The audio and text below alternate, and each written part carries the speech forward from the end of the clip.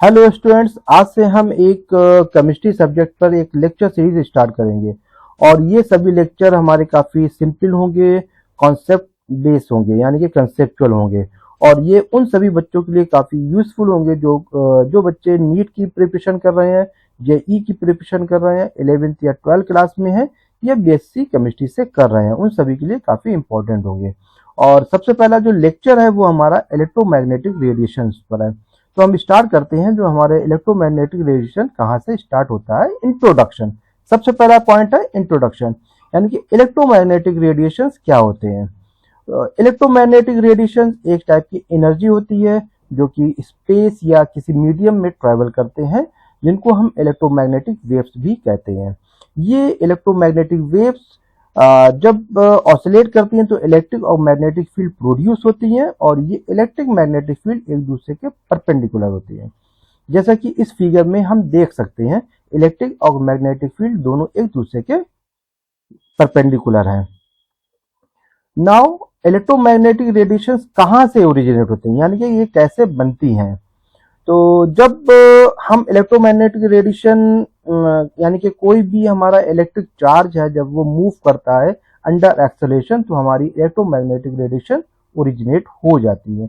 ये सभी जो पार्टिकल्स होते हैं जो अंडर एक्सेलरेशन होते हैं, इसमें ये अपनी स्पीड या डायरेक्शन में ऑलवेज चेंज करते रहते हैं, जिससे हमारी जो इलेक्ट्रिक और मैग्नेटिक फील्ड प्रोड्यूस होती रहती है। मैक्सवेल के अकॉर्डिंग जब कोई इलेक्ट्रिक फील्ड में चेंजेस होता है, देन हमारा मैग्नेटिक फील्ड प्रोड्यूस होती है। और जब कोई हमारी मैग्नेटिक फील्ड में चेंजेस आते हैं तो हमारे इलेक्ट्रिक फील्ड भी चेंज हो जाती है। ये एक टाइप की सेल्फ सस्टेनिंग साइकिल होती है, जिसके कंसिक्वेंट में हमारे इलेक्ट्रिक मैग्नेटिक फील्ड बन जाती है और जो एक दूसरे के परपेंडिकुलर होते हैं। अब हम देखेंगे कि इलेक्ट्रोमैग्नेटिक रेडिएशन की क्या क्या कैरेक्टरिस्टिक्स होती हैं।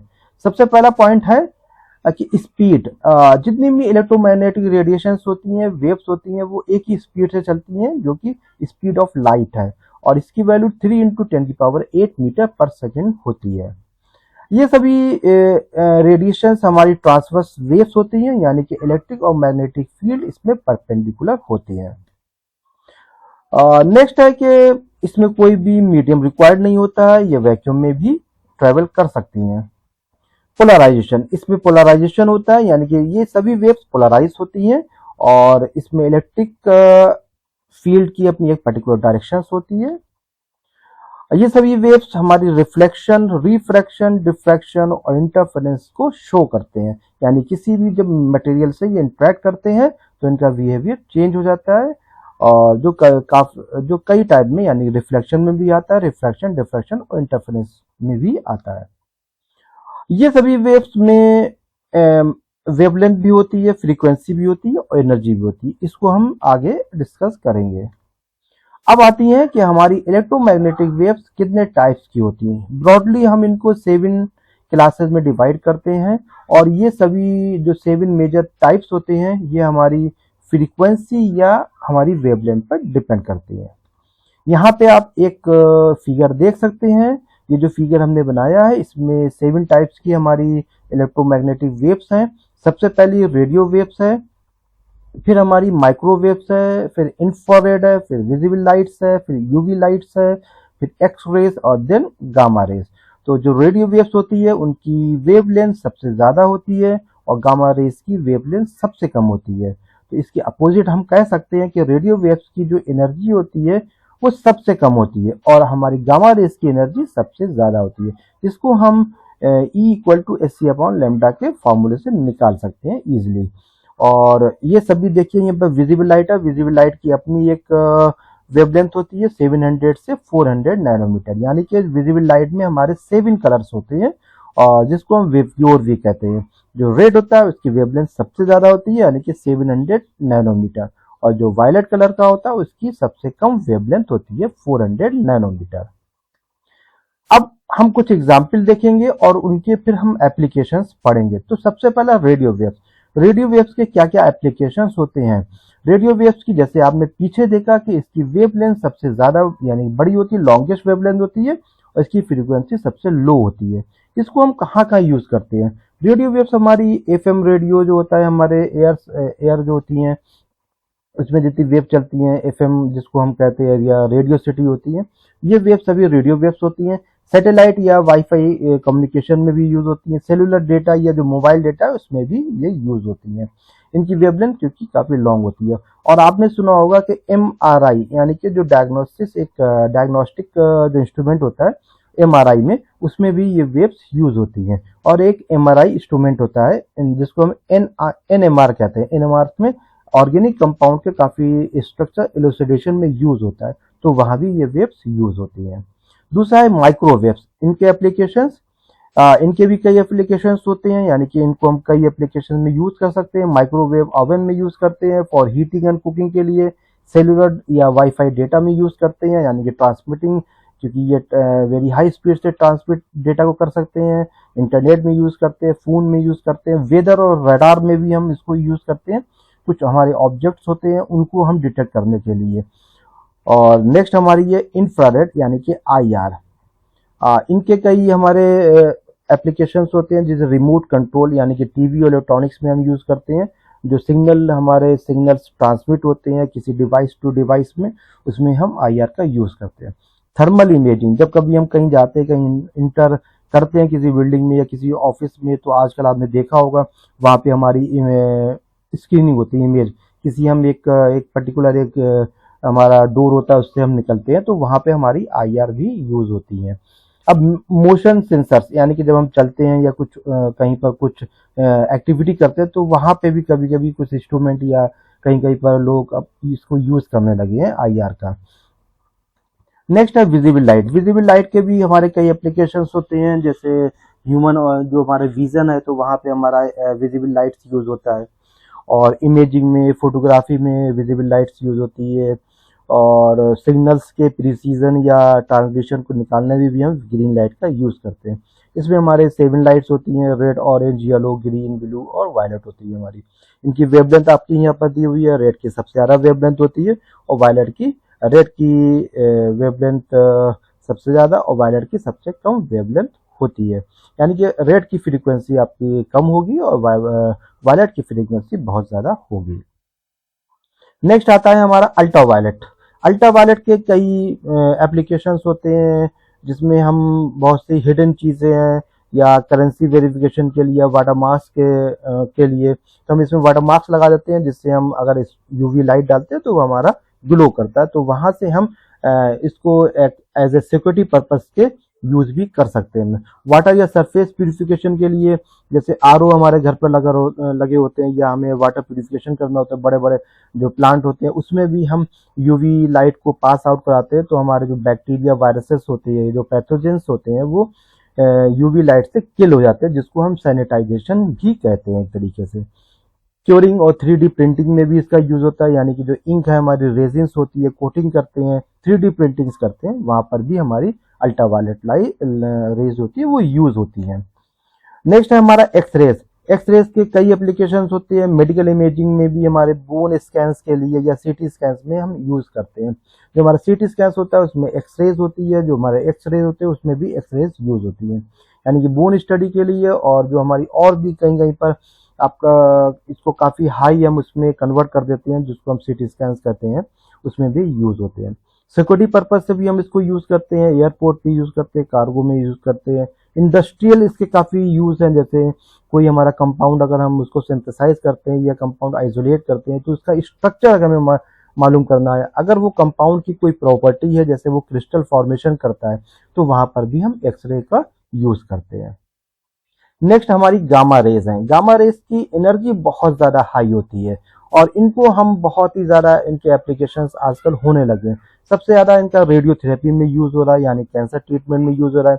स्टेरलाइजेशन में भी हम यूज करते हैं, मेडिकल है, फूड है, हमारी जो मेडिसिन है या फूड से काफी टाइप के होते हैं, उसको भी हम जो स्टेरलाइज करते हैं, बैक्टीरिया या वायरस ना लगे, पैथोजेंस ना लगे, तो हम गामा रेज का यूज करते हैं। नॉन डिस्ट्रक्टिव टेस्टिंग में, यानी कि जो इंडस्ट्रियल एनालिसिस होती है, कहाँ कहाँ पर हमारा लीकेज है, किसी बिल्डिंग में हमारा कोई प्रॉब्लम है, तो उसको हम गामा रेज से यानी कि उसको हम गामा रेज से चेक कर सकते हैं। सिक्योरिटी स्क्रीनिंग भी हम करते हैं इससे। अब ये जो हमारी इलेक्ट्रोमैग्नेटिक रेडिएशंस होती है, इनके कुछ फंडामेंटल्स पैरामीटर्स होते हैं। सबसे पहला हमारा है वेवलेंथ, यानी कि जब दो कंसेक्यूटिव पीक्स के बीच में जो भी डिस्टेंस होती है उसको हम वेवलेंथ कहते हैं और इसको हम मीटर में डिनोट करते हैं। इसका फॉर्मूला है lambda equal to speed of light upon frequency. Second हमारा है फ्रीक्वेंसी, यानी कि जो नंबर, जब कोई एक वेव एक पर सेकंड में जितने भी नंबर को क्रॉस करती है उसी को हम फ्रीक्वेंसी कहते हैं और इसका formula frequency equal to speed of light upon wavelength है।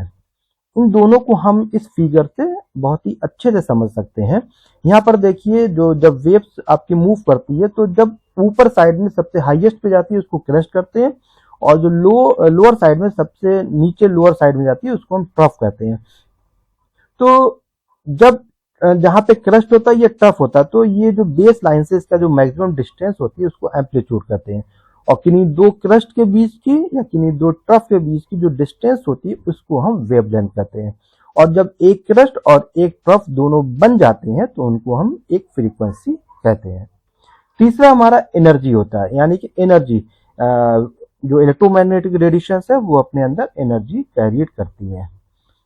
एनर्जी का formula E equal to H nu या E equal to H C upon lambda होता है। इसमें E आपकी एनर्जी ऑफ फोटॉन्स है, H प्लैंक्स कांस्टेंट है जिसकी वैल्यू 6.626 इंटू 10⁻34 जूल सेकेंड होता है और म्यू आपकी फ्रीक्वेंसी है जिसको हम हर्ट्ज में डिनोट करते हैं। फिर होता है नेचर ऑफ इलेक्ट्रोमैग्नेटिक रेडिएशन, यानी कि इलेक्ट्रोमैग्नेटिक रेडिएशन का नेचर कैसा होता है।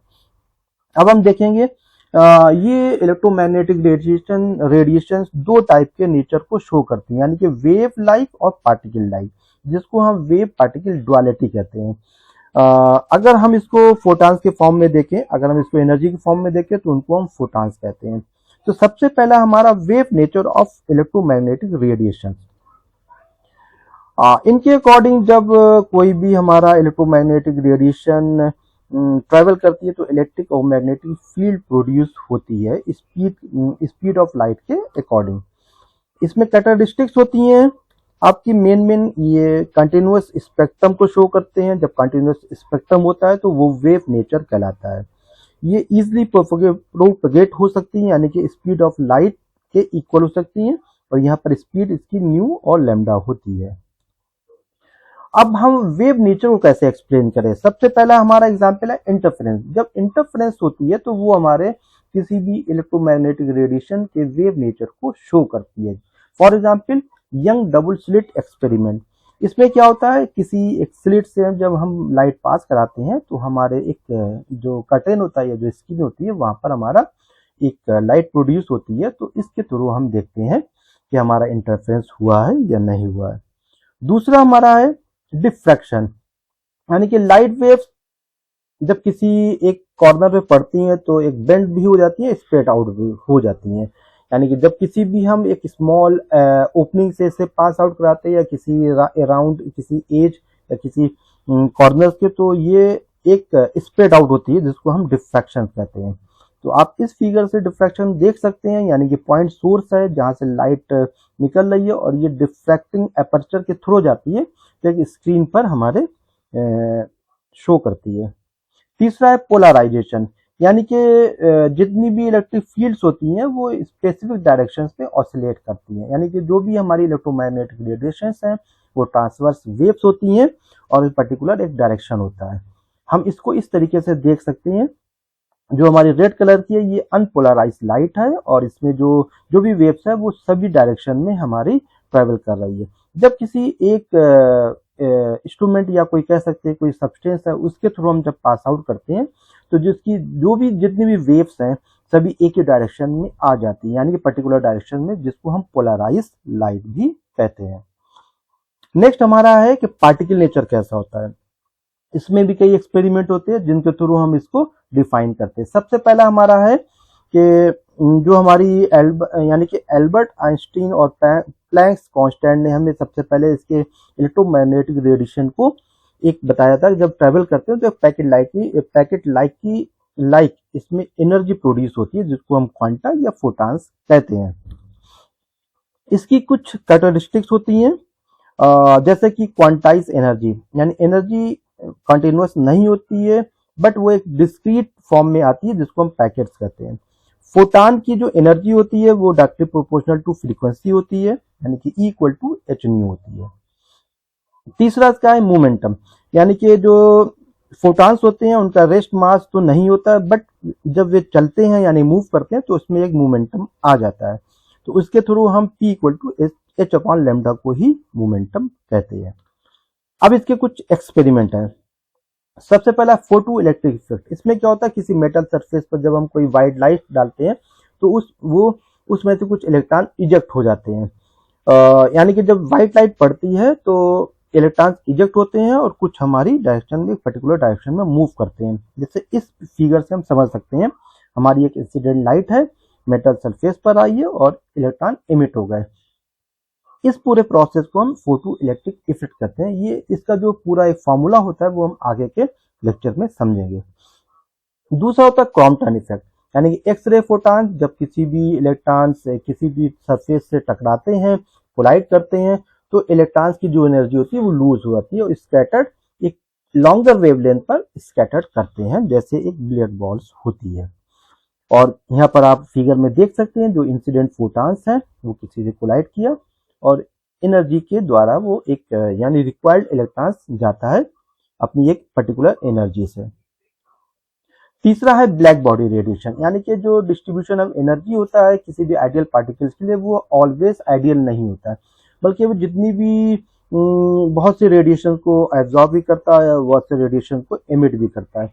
ओवरऑल हम कह सकते हैं तो जो हमारा बॉडी ब्लैक बॉडी रेडिएशन होता है, अगर वो 100% एब्जॉर्प्शन कर रहा है या 100% एमिट कर रहा है तो उसी को हम ब्लैक बॉडी कहते हैं। और जो इससे रेडिएशन प्रोड्यूस होता है उसको हम ब्लैक बॉडी रेडिएशन कहते हैं। आप इस फिगर से समझ सकते हैं कि इंसिडेंट जो लाइट है वो एब्जॉर्ब कर रही है 100% है और 100% एमिट भी हो रही है, इसको हम ब्लैक बॉडी रेडिएशन कहते हैं। और ये जो एक्सपेरिमेंट है इसको हम डिटेल में आगे के अपने लेक्चर्स में हम पूरा इसको डिस्कस करेंगे विद एग्जाम्पल्स। और ये हमारा पूरा आज का लेक्चर है, और इस लेक्चर के लिए जो भी आपको क्वेरीज हैं आप हमें कमेंट्स कर सकते हैं। हमारे चैनल्स को लाइक करिए, सब्सक्राइब करिए और हमें कमेंट्स करिए, हमें सजेशन दीजिए कि हम इसमें और क्या क्या इम्प्रूव कर सकते हैं। Thank you so much, thank you.